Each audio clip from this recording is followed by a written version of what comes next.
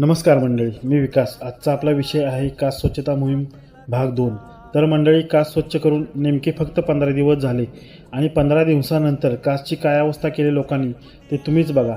फिरायला येणाऱ्या आमच्या सातारच्या मंडळींना आमची कळकळीची विनंती आहे की तुम्ही कास फिरायला येत आहे आणि वनभोजन करायला येत आहे तर कृपया तुमचा कचरा सोबत घेऊन जावा आणि आपलं कास स्वच्छ आणि देखणं ठेवा. लोक एवढी बेजबाबदार कशी काय असतात? साधा विचार करण्यासारखी गोष्ट आहे. आपण आपल्या घरात जेवण करतो तिथेच घाण करतो का? नाही ना. मग निसर्गाच्या बाबतीत एवढे बेजबाबदार कसे काय आपण?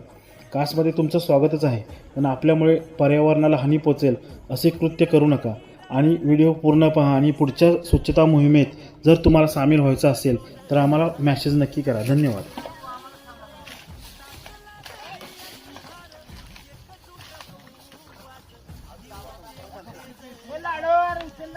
हो काय तुम्ही बाबा हातच नाही निघाले.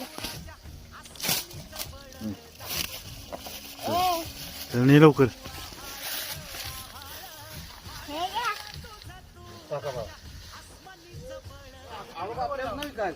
पुन्हा एकदा नगरपालिकेला आवाहन करतो की जेवढी काय 7-8 मुलं 10 मुलं जी काय लागतील त्या आमच्या गावातील मुलं इथं लोकल लेवलला आपण ठेवावी आणि आपल्या नगरपालिकेकडून त्यांना थोडंसं सहकार्य करून नगरपालिकेकडून या मुलांना पेड असं पेमेंट देऊन इथं आम्ही स्वच्छ आणि सुंदर कास नक्की ठेवायचा प्रयत्न करू. नगरपालिकेने सुद्धा आपली जबाबदारी ओळखून आमच्या सर्व ग्रामस्थांना आणि इथं सर्व व्यावसायिकांना सहकार्य करतील हीच अपेक्षा. आणि पुन्हा एकदा सर्वांना आवाहन करतो, येणाऱ्या पर्यटकांना, येणाऱ्या सर्व लोकांना आणि येणाऱ्या या निसर्गाचा आस्वाद घेतात या सर्व लोकांना आम्ही पुन्हा एकदा आवाहन करतो की कृपा करून असे दारूच्या बाटल्या वगैरे इथे टाकून जाऊ नका. आपण जिथे पार्टी करताय, जिथं आपण स्नेहभोजनाचा आनंद घेताय ती जागा कमीत कमी स्वच्छ करून तुम्ही जावा. कारण आज आपण पाहतोय आम्ही या वेळात फक्त 2 ते 3 स्पॉटला फिरलो तर कमीत कमी इथे 7 ते 8 पिशव्या आणि इथे एवढ्या मोठ्या प्रमाणात बाटल्या भेटल्या.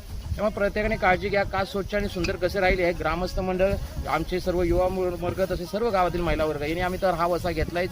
आम्ही स्वतः घंटागाडी चालू केली. ती घंटागाडी लवकरात लवकर नगरपालिकेकडून चालू व्हावी आणि नगरपालिकेने आमच्या गावातीलच मुलांना इथे जो रोजगार भेटेल त्यासाठी आमच्या गावातील मुलांना इथे लावून इथे ज्या तळेमांच्या पार्ट्या आहेत त्यांच्यावरील निरीक्षण करण्यासाठी किंवा इथल्या ज्या पार्ट्या होतात त्यांना कुठेतरी आपण अंकुश लावण्यासाठी आमच्यातील मुलांना रोजगार सुद्धा भेटेल. त्याबरोबर कास स्वच्छ आणि सुंदर सुद्धा राहील एवढंच आम्ही आवाहन करतो आणि थांबतो. धन्यवाद.